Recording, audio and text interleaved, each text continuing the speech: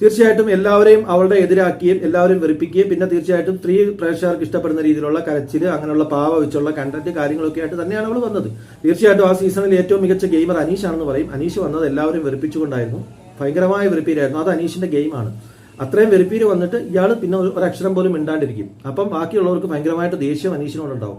ആ സമയത്ത് അവർ അനീഷിനെതിരെ ഭയങ്കരമായിട്ടുള്ള വിദ്വേഷ പ്രചാരണങ്ങൾ നടത്തും. ഇതെല്ലാം ജനങ്ങൾ കാണുന്നുണ്ട്, അത് അനീഷിന് മനസ്സിലായി. ഇതെല്ലാം ജനങ്ങൾ കണ്ടിട്ട് അതാണ് അനീഷിന്റെ ഗെയിം. അതിനുശേഷം അനീഷ് പതുക്കെ ഒരു നല്ല മനുഷ്യനിലോട്ട് മാറുക എന്നുള്ളതാണ്. ഒരു ഉഗ്രം ഗെയിമായിരുന്നു. നല്ല ഒന്നാന്തരം കള്ളനാണ് അനീഷ്. നല്ല കള്ളന്മാരാണ് നല്ല ബിഗ് ബോസ് മെറ്റീരിയൽ എന്ന് ഞാൻ പറയുന്നത്.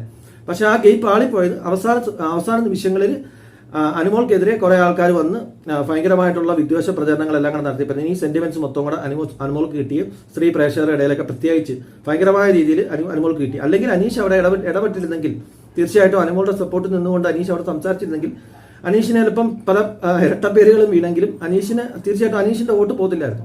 തീർച്ചയായിട്ടും അവിടെ അനുമോൾ ജയിച്ചത് സഹതാപ തരംഗത്തിൽ മാത്രമാണ്. അനീഷിനോട് പക്ഷേ പ്രത്യേകിച്ച് ആർക്കും ദേഷ്യമൊന്നുമില്ല. പക്ഷെ അവസാന 4 ദിവസം അനീഷ് ഒരു അക്ഷരം മിണ്ടിയില്ല. അത് അനീഷിന്റെ വലിയൊരു പാളിച്ചയായിട്ടാണ് എനിക്ക് പറയാൻ പറ്റുന്നത്. ഇനി ഞാൻ 5ാമത്തെ റാങ്കിങ് കൊടുക്കുന്നത് ദിൽഷയ്ക്കാണ്. തീർച്ചയായിട്ടും സീസൺ 4ൽ ദിൽഷയ്ക്ക് അപ്പുറം അവിടെ നല്ല രീതിയിൽ ഗെയിം കളിച്ചുകൊണ്ടിരുന്നത് തീർച്ചയായിട്ടും നമുക്കറിയാം. ഈ പറഞ്ഞ ഡോക്ടർ റോബിൻ രാധാകൃഷ്ണൻ ആയിരുന്നു, പിന്നെ റിയാസ് സലീം ഉണ്ടായിരുന്നു, ബ്ലസ്ലി ഉണ്ടായിരുന്നു, ജാസ്മിൻ മൂസ ഉണ്ടായിരുന്നു. ആ ഒരു സീസണെ സംബന്ധിച്ച് എല്ലാം മികച്ച ഗെയിമേഴ്സ് ആയിരുന്നു. ഭയങ്കരമായ എന്റർടൈൻമെന്റ് ആയിരുന്നു. പ്രേക്ഷകർ തിരിഞ്ഞ് നല്ല രീതിയിൽ ഫൈറ്റിംഗ് കാര്യങ്ങളൊക്കെ അതിന്റെ ഡിബേറ്റ് ഒക്കെ ഇപ്പോഴും നടന്നുകൊണ്ടിരിക്കുകയാണ്. ഏറ്റവും മികച്ച എന്റർടൈൻമെന്റ് സീസണായിട്ട് പലരും കാണുന്നത് സീസൺ 4 ആണ്. തീർച്ചയായിട്ടും അവിടെ ദിൽഷ ജയിച്ചെന്ന് പറഞ്ഞാൽ റോബിന്റെ വോട്ട് കൊണ്ട് തന്നെയാണ്. റോബിനോട് കിട്ടിയ ഒരു സഹതാപ തരംഗം, റോബിനെ ചതിച്ച് പുറത്താക്കി എന്നുള്ള രീതിയിലുള്ള സഹതാപ തരംഗം അവിടെ ദിൽഷയ്ക്ക് അടിച്ചു. ആ സീസണിൽ ഏറ്റവും മികച്ച ഗെയിമറായിട്ട് നമുക്ക് റോബിനെ കണക്കാക്കാം. റോബിനെ അതുപോലെ തന്നെ 2ാം സ്ഥാനത്ത് നമുക്ക് റിയാസ് സലീമിനെ, 3ാം സ്ഥാനത്ത് നമുക്ക് ബ്ലസ്ലിയെ, അതുപോലെ ജാസ്മിൻ മൂസ, ഇവരെയൊക്കെ കണക്കാക്കാം. ഇവരുടെയൊക്കെ താഴെയാണ് തീർച്ചയായിട്ടും ദിൽഷ വരുന്നത്. അതുകൊണ്ടാണ് ദിൽഷയ്ക്ക് റാങ്ക് 5 കൊടുത്തത്. ഇനി 6ാമത്തെ റാങ്ക് എന്ന് പറയുന്നത് തീർച്ചയായിട്ടും സീസൺ 3ലെ മണിക്കുട്ടന്റെ സീസണാണ്. കാരണം കിറ്റടിച്ചു പോയ ഒരാള് നേരെ തിരിച്ചു കൊണ്ടുവന്ന് മോഹൻലാൽ കപ്പ് കൊടുക്കുക എന്ന് പറഞ്ഞാൽ അതിനപ്പുറം അതിന് അംഗീകരിച്ചു തരാൻ പറ്റത്തില്ല.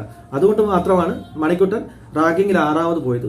മൊത്തം 7 സീസണാണ് നടന്നത്, 6 പേരാണ്. ഒരു സീസണും നടന്നിട്ടില്ല.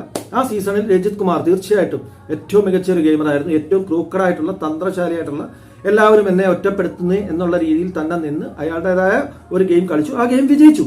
തീർച്ചയായിട്ടും ഒറ്റപ്പെടുത്തുക അല്ലെങ്കിൽ അതൊക്കെ എന്ന് പറയുന്നത് അയാളുടെ കഴിവാണ്. ഞാൻ പറഞ്ഞില്ലേ, ഏറ്റവും മികച്ച കള്ളന്മാർ തന്നെയാണ് ഏറ്റവും മികച്ച ഗെയിമേഴ്സ്, ഏറ്റവും മികച്ച ബിഗ് ബോസ് മെറ്റീരിയൽ. അത് നിങ്ങൾ മനസ്സിലാക്കുക. ജനങ്ങളെ ഇമോഷണലി നമ്മൾ വീഴ്ത്തുക എന്നുള്ളതാണ്. ആ വീഴ്ത്തുന്നത് വിജയിച്ചവരാണ്. ഈ പറഞ്ഞ കപ്പ് കിട്ടാതിരുന്നിട്ട് പോലും തീർച്ചയായിട്ടും റോബിൻ രാധാകൃഷ്ണൻ, അതുപോലെ നമ്മുടെ രജിത് കുമാറൊക്കെ ആ സീസൺ ഉണ്ടായിരുന്നെങ്കിൽ രജിത് കുമാർ കപ്പടിക്കേണ്ട ആളായിരുന്നു. അതുപോലെ റോബിൻ പുറത്തായില്ലായിരുന്നെങ്കിൽ റോബിൻ കപ്പടിക്കേണ്ട ആളായിരുന്നു. ഇതുവരെയുള്ള സീസണിന്റെ ഒരു വിലയിരുത്തലാണ് ഞാൻ പറഞ്ഞത്. ഇനിയിപ്പോൾ സീസൺ 8ലോട്ട് കടക്കുവാണ്. തീർച്ചയായിട്ടും നല്ല പ്രതീക്ഷയോടുകൂടി നമുക്ക് അതിനകത്ത്